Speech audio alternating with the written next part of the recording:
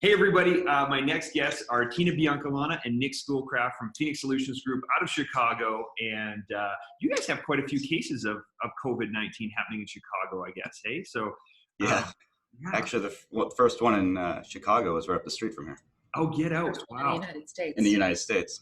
Okay, that's Yes. kind of the epicenter. So you guys are really the ground zero of the problem. You guys Typically, yeah. There you go. So the great thing about Phoenix Solutions Group is they get to talk to an absolute ton of shops every single day, and mostly about marketing and approaching customers. And now things are changing, right, guys? Customers are now being, in a sense, locked in their houses. And so the marketing approach probably needs to change from the daily activity. So I wanted to just kind of jump into in the early stage, and I know we're just at the beginning of this pandemic, but what are you starting to hear on the street from shops? What are you starting to see as behaviors of customers in the early onset of this? Well, I mean, I know from what we're hearing, people are on lockdown. So now I think is the time as everybody is working from home or just trying to do social distancing. It's important to let them know if you're still open, let people know that you're open and what you are doing to make things safe if they do come into your business. And Yeah, a lot of our shops are looking for ways to kind of reach out to their customers in a non-advertising way, just to let them know what's going on, how they're taking necessary precautions. If you think about here in Chicago, where basically all the bars and restaurants are closed, so you can't really get out and do anything. So there's a lot of people kind of starting to hunker down, which obviously is decreasing the demand for collision right now. Right, because as people sit in their houses more, they're not driving to work, they're not in bumper to bumper rush hour traffic. I think a spin-off effect in the midterm, if we want to go to that, is a decrease in accident volume and accident frequency, which will be a little bit of a bubble, popping for a lot of shops. What can shops do to help insulate against maybe a potential decrease in work? What are some things you're advising right now? We're telling clients to leverage their digital assets as well as their traditional assets. So a lot of what we're doing is working with shops to kind of captivate or capture customers that are in more of a captive mindset, that are staying at home. They have plenty of time. So we're targeting those particular people that we know have particular makes and models of vehicles, so we can kind of leverage the certification aspect and kind of introduce that to the shop as well. You want to talk about what we're doing with Body Shop Booster? yeah, I mean, I think obviously, as you know, this is a great time to be marketing the fact that you can take advantage of this, kind of start the transaction without any human contact. So start it along those lines, get the estimate, get everything prepared, get it scheduled without ever having to leave your house. But as you said, now's the perfect time to do this.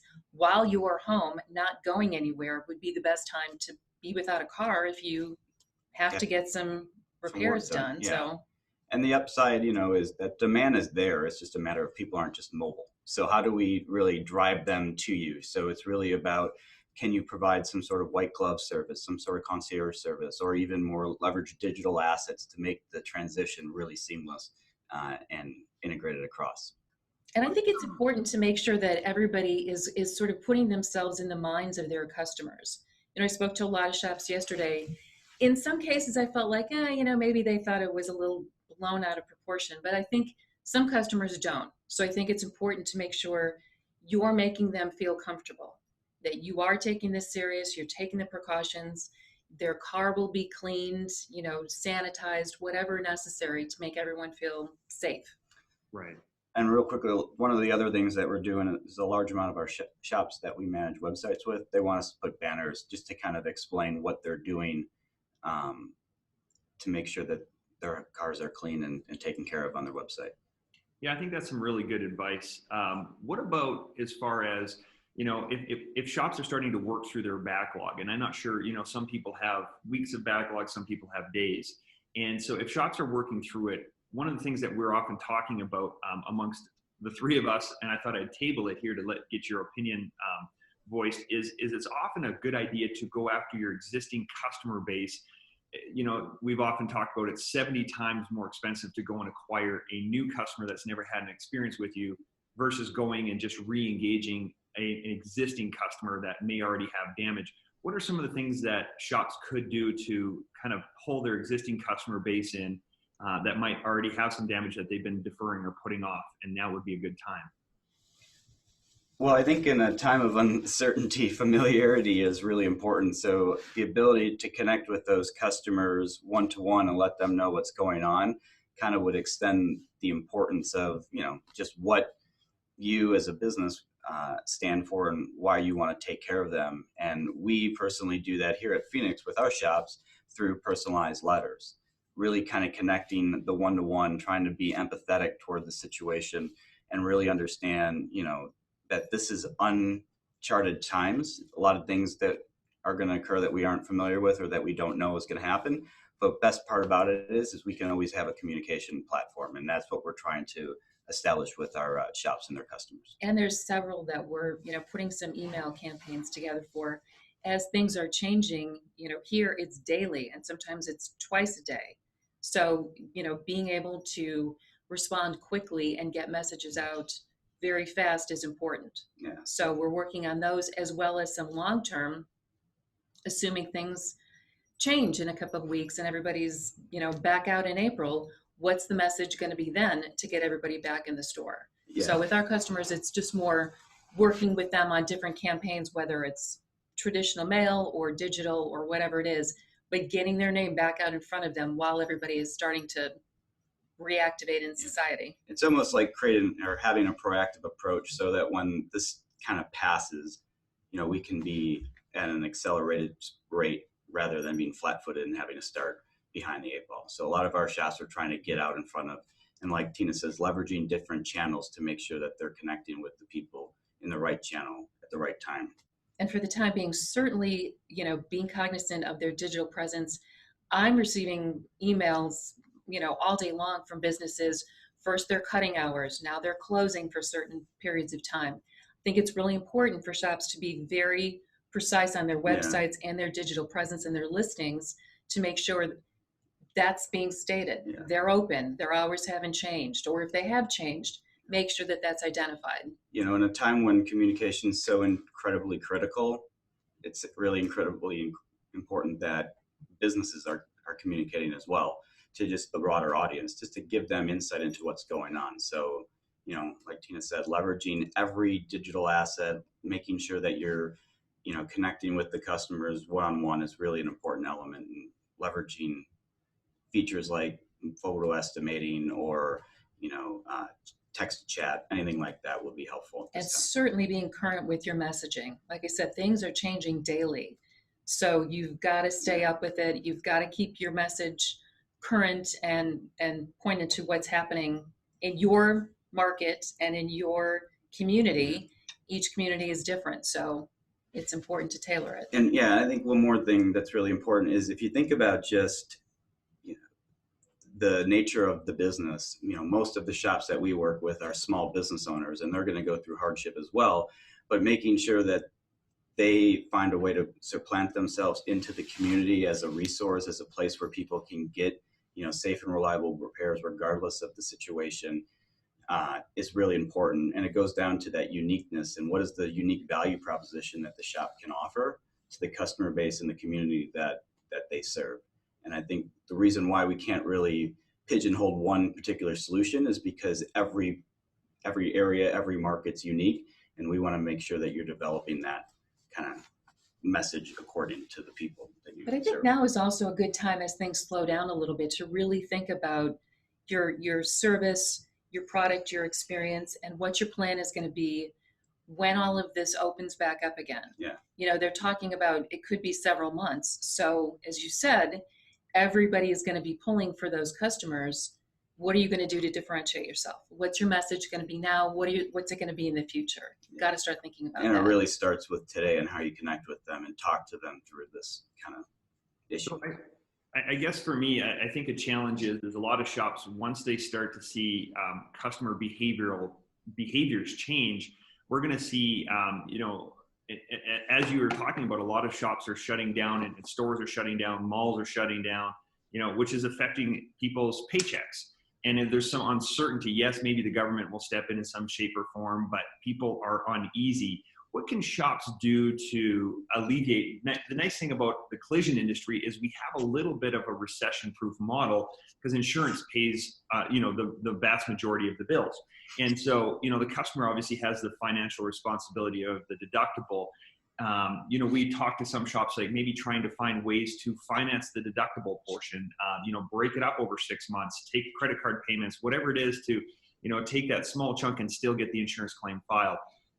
Is there any thoughts or suggestions about how to portray messages or to influence customers that, hey, while your vehicle's down, while you might not need it as much, what kind of things can you help these shops with their messaging, getting customers to still, get their vehicles fixed during this time of financial pressure?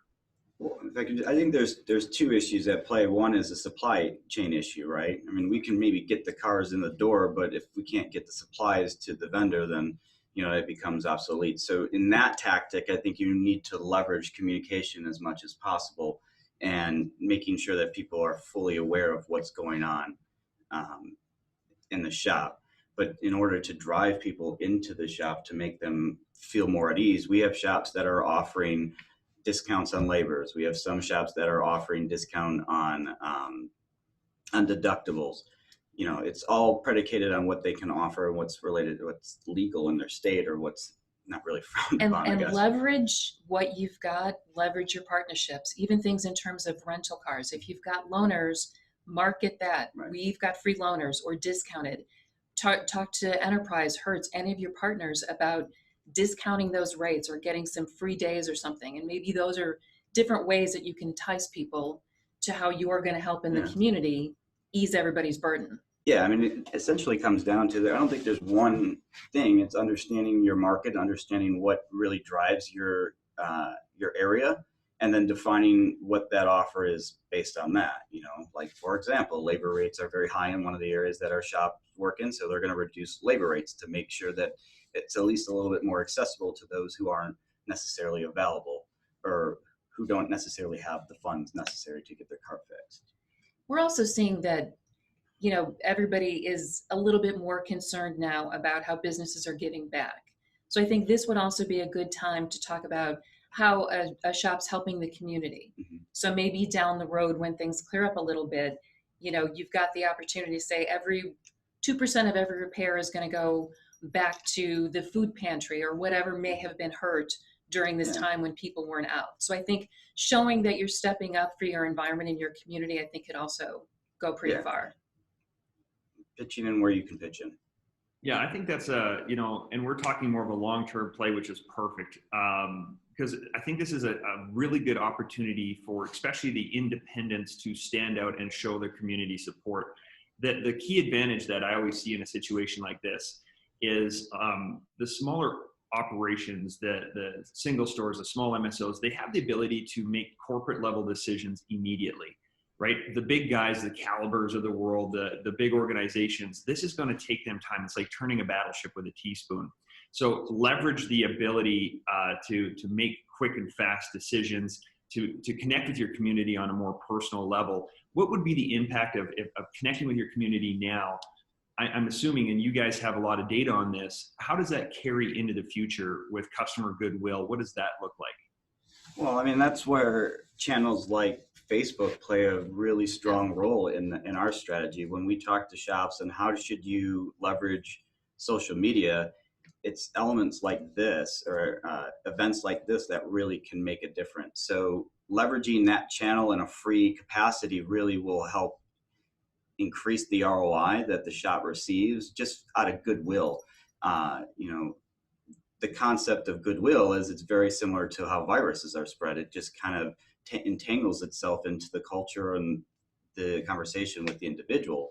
So doing something unique in your community that will overall differentiate you than just the place that repairs vehicles, I think is really the driving force behind this. It should be less about what is the ultimate end goal. It's how do I get my name associated to goodwill and, good gesture in a time of critical crisis. I like it, guys. As kind of a wrapping up kind of a segment here, what can shops do? What are you guys positioning yourselves to help shops? I know you're inundated and busy right now. because everybody's like, oof, we need to get some things going in our local marketplace. But what can Phoenix Solutions Group offer to the shops that are listening, to the industry? You know, we're going to have OEMs, insurance companies, a lot of different folks on this. What are some parting thoughts and some helpful things that, you know, you could throw into the basket here to help these guys in this time of upheaval? I mean, I would say get busy, get started now thinking about how you're going to start reaching out to your customers. Think of the messaging that you want to convey, how you want to get that message out. You know, if it's customers of ours, we're happy to help them get that out there. But I think it's important now to have a plan for that. There are messages now that we can start sending, but let's start planning for what we're going to do come summertime, because they're going to need it. Yeah, I mean, like you said earlier, Ryan, the demand is there. It's just a matter of when it's going to be unleashed. And I think the quicker you act now and the faster that you create more or less a content strategy that you can push out into different channels is really going to benefit you down the road. And that's what we're working on here with a lot of our shops, is just helping them kind of craft the message accordingly. Yeah, and to just really show that, you know, you've got your business under control, and you're also looking out for the community. Even in the Chicago area, with the restaurants being closed now, everybody's started to reach out with different messages to help servers and waiters and staff there, because they're going to be hurt by this. I think that's what we need to show. It's just there's community involvement and what we're going to do to step up. So, but that's the coolest part about having marketing data for customers, right? Is you now have the ability to really craft the message based on why people are choosing you and why people are buying you. So, you know, one of the nice things is we can help kind of create that defined message just purely on data and customer verbatims alone. So, yeah, it's a really interesting time, and you know, we're here to help any way we can.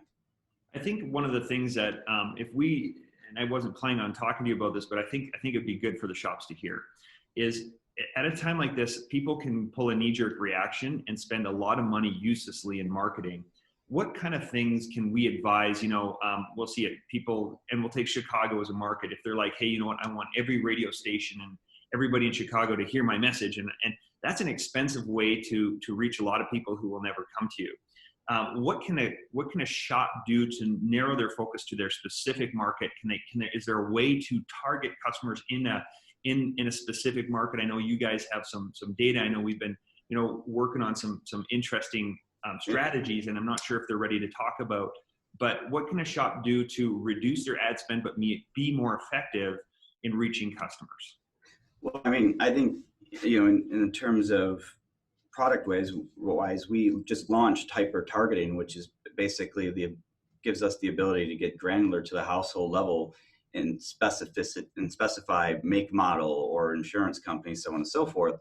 So, you know, instead of going out and trying to broadcast a message, you know, this would be a good time for you to really look at, all right, how can I reach the people who matter the most to me? And, you know, I'm sure a lot of people are going to think, all right, well, if I inundate the world with Google ads or with Facebook ads, you know, someone will pay attention and get their car. But those are, while quote unquote cheap mediums, it becomes more and more expensive as you kind of scale up. So what we want to do is take that and be more kind of pinpoint accurate. And that's why we're going to leverage our hyper targeting solution as much as possible. And, you know, you and I have been talking about the integration between our products, and, you know, the ability to kind of capture that detail and then speak to that customer immediately after estimate all the way through to post repair is critical. And then leveraging on even more demographic information makes it a lot more of a crisp message that differentiates your shop.